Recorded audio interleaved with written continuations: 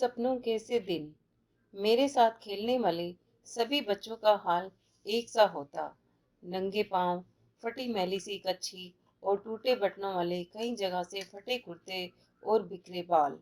जब लकड़ी के ढेर पर चढ़कर खेलते, नीचे को भागते तो गिर कर कहीं तो जाने कहाँ कहाँ चोट खा लेते और पहले ही फटे पुराने कुर्ते तार तार हो जाते।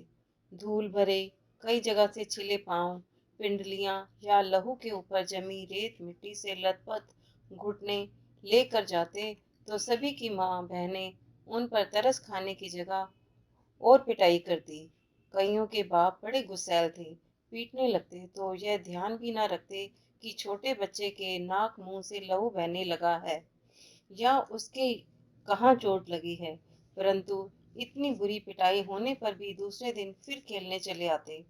यह बात अब ठीक से समझ गई जब स्कूल अध्यापक बनने के लिए एक ट्रेनिंग करने गया और वहां बाल मनोविज्ञान का विषय पढ़ा। ऐसी बातों के बारे में तभी जान पाया कि बच्चों को खेलना क्यों इतना अच्छा लगता है कि पूरी तरह पिटाई होने पर भी फिर खेलने चले आते हैं।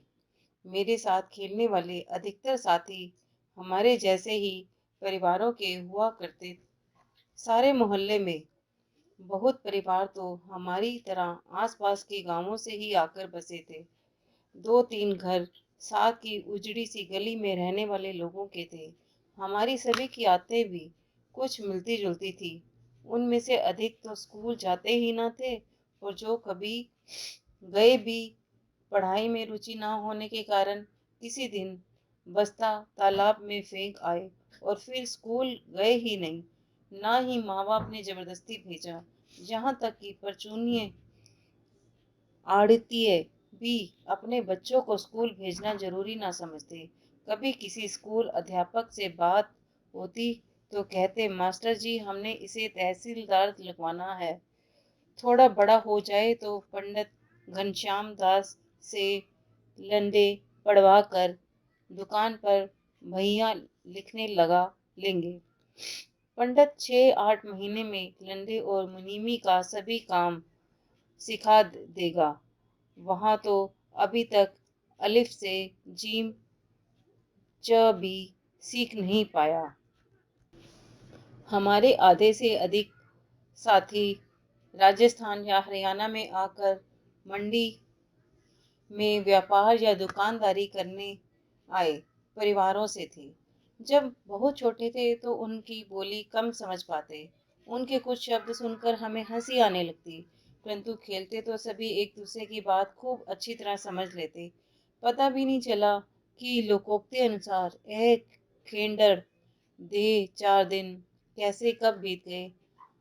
हम में से कोई भी ऐसा ना था जो स्कूल के कमरे में बैठकर पढ़ने को कैद ना समझता हो। कुछ माँ बाप के साथ जैसा भी था काम कराने लगे। बचपन में घास अधिक हरी और फूलों की सुगंध अधिक मनमोहक लगती है। यह शब्द शायद आधी शती पहले किसी पुस्तक में पढ़े थे, परंतु आज तक याद है। याद रहने का कारण यही है कि यह वाक्य बचपन की भावनाओं सोच समझ के अनुकूल होगा। परंतु स्कूल के अंदर जाने से रास्ते के दोनों ओर जो अलियार के बड़े ढंग से कटे छांटे झाड़ उगे थे, जिन्हें हम डंडियां कहा करते, उनके नीम के पत्तों जैसे पत्तों की महक आज तक आंख मूंद कर महसूस कर सकता हूँ। उन दिनों स्कूल की छोटी क्यारियों में फूल भी कई तरह के उगाए जाते थे, जिनमें गुलाब, गेंदा और मोतिया की सी दूध सी सफेद कलियां भी हुआ करती। ये कलियां इतनी सुंदर और खुशबूदार होती थी कि हम चंदू चपड़ासी से आंख बचाकर कभी कभार एक दो तोड़ लिया करते।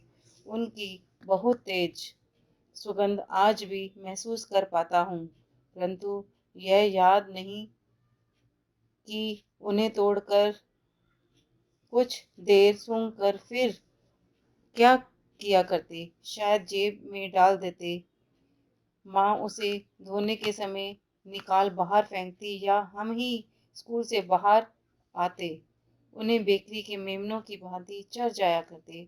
जब अगली श्रेणी में दाखिल होते, एक और तो कुछ बड़े सियाने होने का एहसास से उत्साहित भी होते, परंतु दूसरी ओर नई पुरानी कापियों किताबों में जाने कैसी बात आती कि उन्हीं मास्टरों के डर से कांपने लगते जो पिछली श्रेणी में पढ़ा चुके होते। तब स्कूल में शुरू साल में 1 डेढ़ महीना पढ़ाई हुआ करती, फिर 1.5 2 महीने की छुट्टियां शुरू हो जाया करती। अब तक तो जो बात अच्छी तरह याद है वह छुट्टियों के पहले और आखिरी दिनों का फर्क था। पहले 2 3 सप्ताह तो खूब खेल कूद हुआ करती। हर साल ही माँ के साथ ननिहाल चले जाते। वहाँ नानी खूब दूध दही मक्खन खिलाती, बहुत प्यार करती। छोटा सा पिछड़ा गांव था, परंतु तालाब हमारी मंडी के तालाब जितना भी बड़ा था। दोपहर तक तो उस तालाब में नहाते, फिर नानी से जो जी में आता मांग कर खाने लगते। नानी हमारी बोलने के ढंग या कम खाने के कारण बहुत खुश होती। अपने पोतों को हमारी तरह बोलने और खाने पीने को कहती। जिस साल ननिहाल ना जा पाते, उस साल भी अपने घर से थोड़ा बाहर तालाब पर चले जाते, कपड़े उतार पानी में कूद जाते और कुछ समय बाद भागते हुए रेतीले टीले पर जाकर रेत के ऊपर लेटने लगते। गीले शरीर को गर्म रेत से खूब लथपथ कर उसी तरह भागते, किसी ऊंची जगह से तालाब में छलांग लगा देते, रेत को गंदले पानी से साफ कर फिर टीले की ओर भाग जाते। याद नहीं कि ऐसा 5 10 बार करते या 15 20 बार। कई बार तालाब में कूदकर ऐसे हाथ पांव हिलाने लगते जैसे बहुत अच्छे तैराक हों, परंतु एक दो को छोड़ मेरे किसी साथी को तैरना नहीं आता था। कुछ तो हाथ पांव हिलाते हुए गहरे पानी में चले जाते, तो दूसरे उन्हें बाहर आने के लिए किसी भैंस के सींग या दुम पकड़कर बाहर आने की सलाह देते, उन्हें ढांढस बंधाते। कूदते समय मुंह में गंदला पानी भर जाता तो बुरी तरह खांसते। कई बार ऐसा लगता कि सांस रुकने लगी है, परंतु हाय हाय करते किसी न किसी तरह तालाब के किनारे पहुंच जाते। फिर छुट्टियां बीतने लगी तो दिन गिनने लगते। प्रत्येक दिन डर बढ़ता चला जाता। खेल कूद और तालाब में नहाना भी भूलने लगता। मास्टरों ने जो छुट्टियों में करने के लिए काम दिया होता, उसका हिसाब लगाने लगते। जैसे हिसाब के मास्टर जी 200 से कम सवाल कभी ना बताते। मन में हिसाब लगाते कि यदि 10 सवाल रोज निकाले तो 20 दिन में पूरे हो जाएंगे। जब ऐसा सोचना शुरू करते तो छुट्टियों का महीना बाकी हुआ करता। एक एक दिन गिनते 10 दिन खेल कूद में और बीत जाते। स्कूल की पिटाई का डर और बढ़ने लगता, परंतु डर भुलाने के लिए सोचते कि 10 की क्या बात, सवाल तो 15 भी आसानी से रोज निकाले जा सकते हैं। जब ऐसा हिसाब लगाने लगती तो छुट्टियां कम होते होते जैसे भागने लगती, दिन बहुत छोटे होने लगते। ऐसा महसूस होता जैसे सूरज भागकर दोपहरी में ही छिप जाता हो। जैसे जैसे दिन छोटे होने लगते, स्कूल का भय बढ़ने लगता। हमारे कितने ही सहपाठी ऐसे भी होते जो छुट्टियों का काम करने की बजाय मास्टरों की पिटाई अधिक सस्ता सौदा समझते। हम जो पिटाई से बहुत डरा करते, उन बहादुरों की भांति ही सोचने लगते। ऐसे समय हमारा सबसे बड़ा नेता ओमा हुआ करता।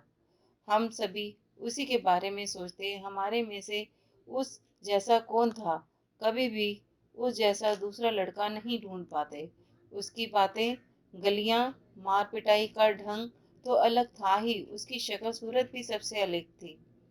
हांडी जितना बड़ा सिर, उसके ठिगने चार बालिशत के शरीर पर ऐसा लगता जैसे बिल्ली के बच्चे के माथे पर तरबूज रखा हो। इतने बड़े सिर में नारियल की सी आंखों वाला बंदरिया के बच्चे जैसा चेहरा और भी अजीब लगता।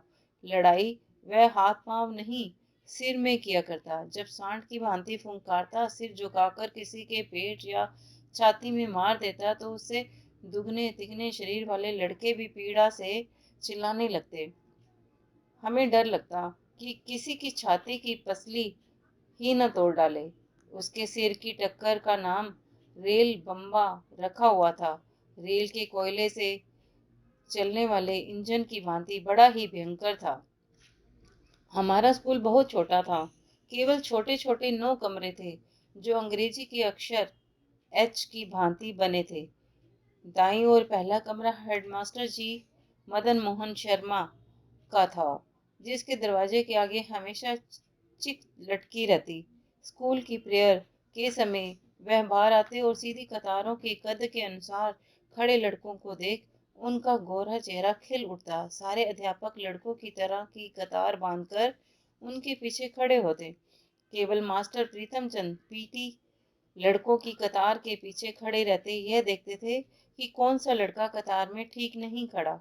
उसकी गुड़की और के भय से हम सभी कतार के पहले और आखिरी लड़के का ध्यान रखते, सीधे कतार में बने रहने का प्रयत्न करते।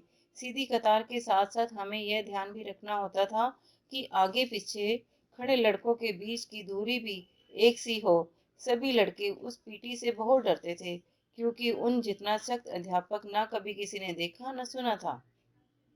यदि कोई लड़का अपना सिर भी इधर उधर हिला लेता या पांव से दूसरी पिंडली खुजाने लगता, तो वह उसकी ओर बाघ की तरह झपट पड़ते और खाल खींचने के मुहावरे को प्रत्यक्ष करके दिखा देते। परंतु हेडमास्टर शर्मा जी उसके बिल्कुल उलट स्वभाव के थे। वह 5वीं और 8वीं श्रेणी को अंग्रेजी स्वयं पढ़ाया करते थे। हमारे में से किसी को भी याद ना था कि 5वीं श्रेणी में कभी भी उन्हें किसी भी गलती के कारण किसी की चमड़ी उधेड़ते देखा या सुना हो। चमड़ी उधेड़ना हमारे लिए बिल्कुल ऐसा शब्द था जैसे हमारे सरकारी मिडिल स्कूल का नाम। अधिक से अधिक वह गुस्से में बहुत जल्दी जल्दी आंखें झपकते, अपने लंबे हाथ की उल्टी उंगलियों से एक चपत हमारी गाल पर मार देते और जैसे सबसे कमजोर शरीर वाले भी सिर झुकाकर मुंह नीचा किए हुए हंस देते।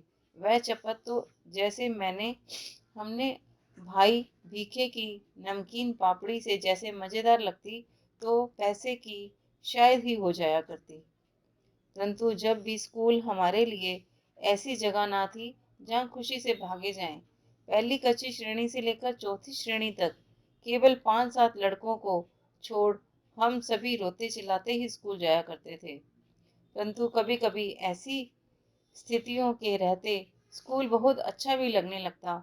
जब स्काउटिंग का अभ्यास करवाते समय पीटी साहब नीली नीली झंडियां हाथों में पकड़ाकर 1 2 3 कहते, झाड़ियां ऊपर नीचे दाएं बाएं करवाते तो हवा से लहराती और फड़फड़ाती झंडियों के साथ खाकी वर्दियों तथा गले में 2 रंगे रुमाल लटकाए अभ्यास किया करते।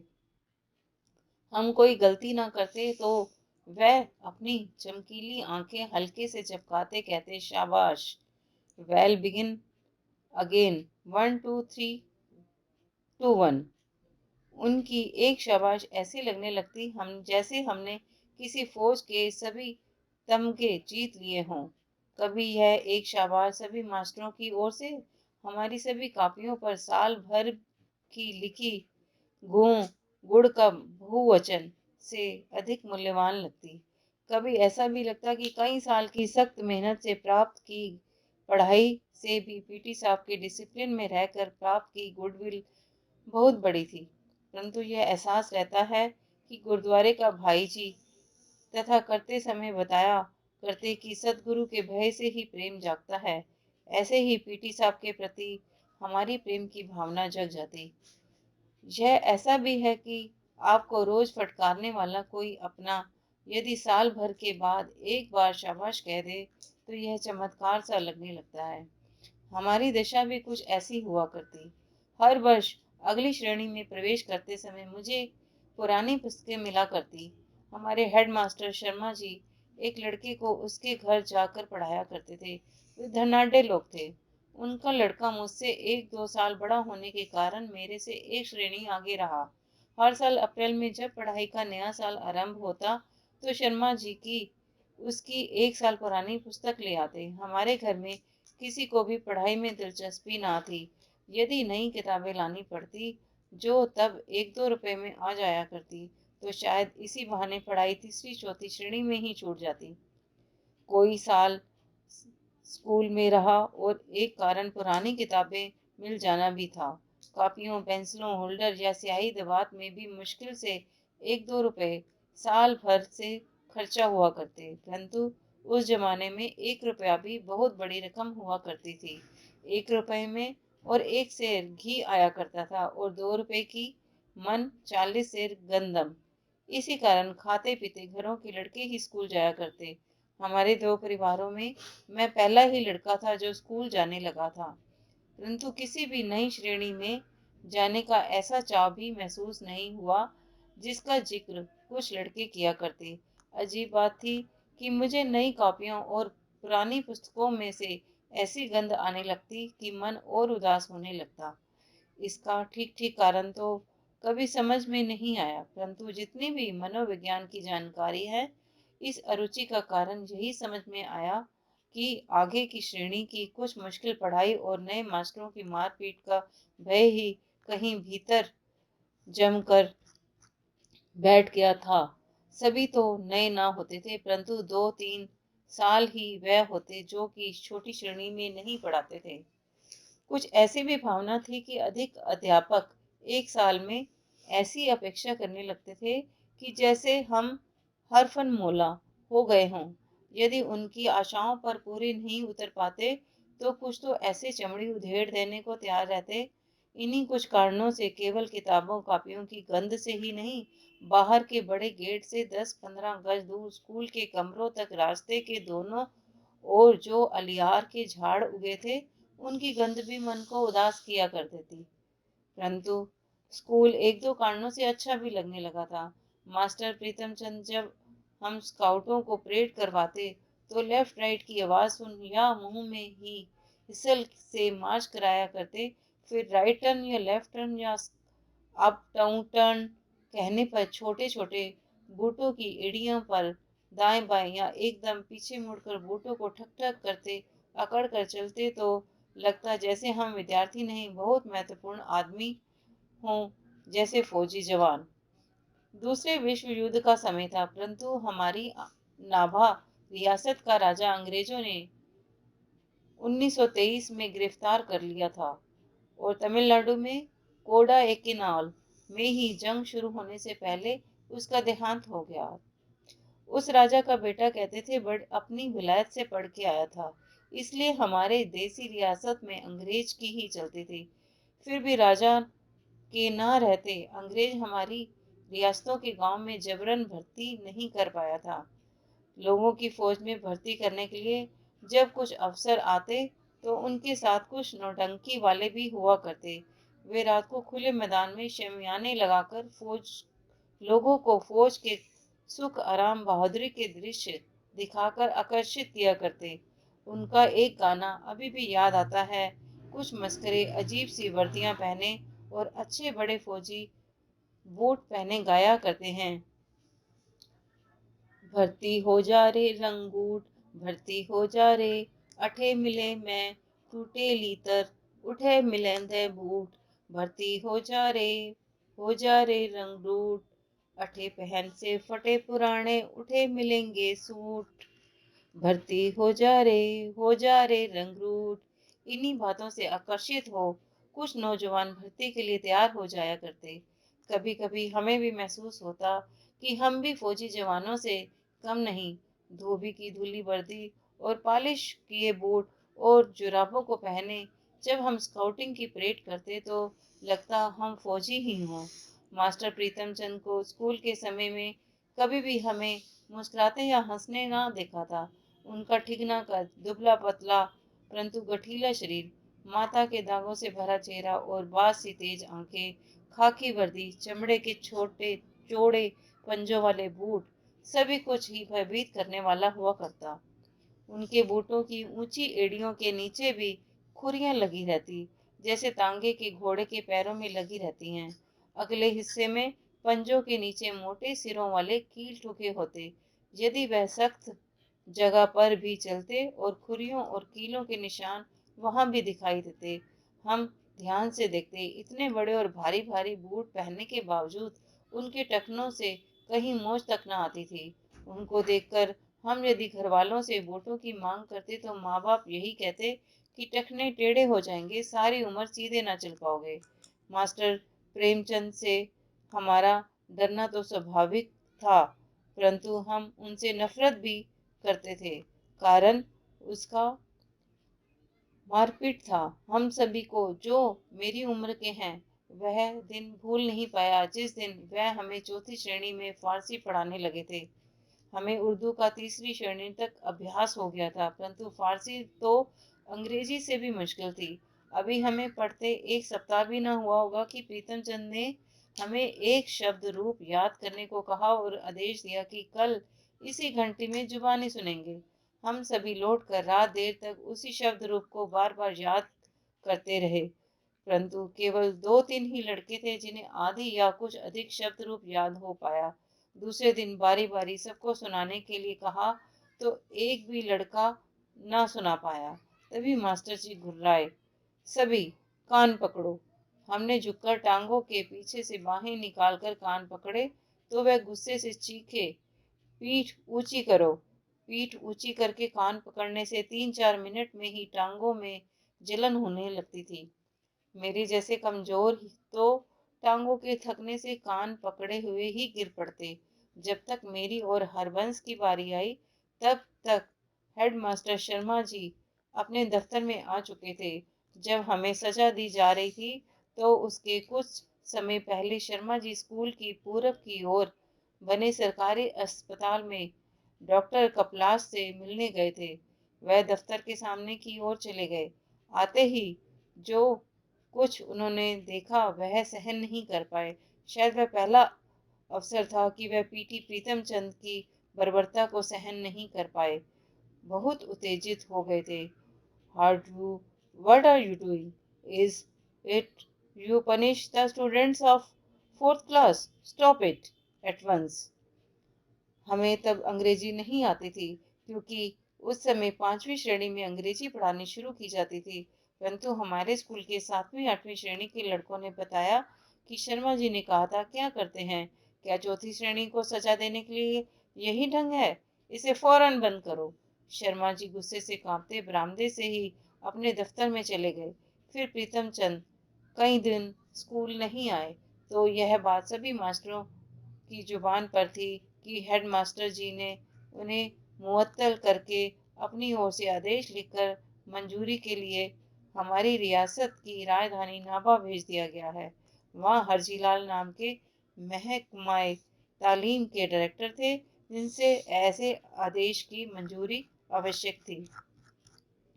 उस दिन के बाद यह पता होते हुए भी कि प्रीतम चंद को जब तक नाभा से डायरेक्टर बहाल नहीं करेंगे तब तक वह स्कूल से कदम नहीं रख सकते। जब भी फारसी की घंटी बजती तो हमारी छाती धक धक करके फटने को आती, परंतु जब तक शर्मा जी स्वयं या मास्टर नहोरिया राम जी कमरे में फारसी पढ़ाने न आते हमारे चेहरे मुरझाए रहते। फिर कई सप्ताह तक पीटी मास्टर स्कूल नहीं आए। पता चला कि बाजार में एक दुकान के ऊपर उन्होंने जो छोटी छोटी खिड़कियों वाला चौबारा किराए पर ले रखा था वहीं आराम से रह रहे थे।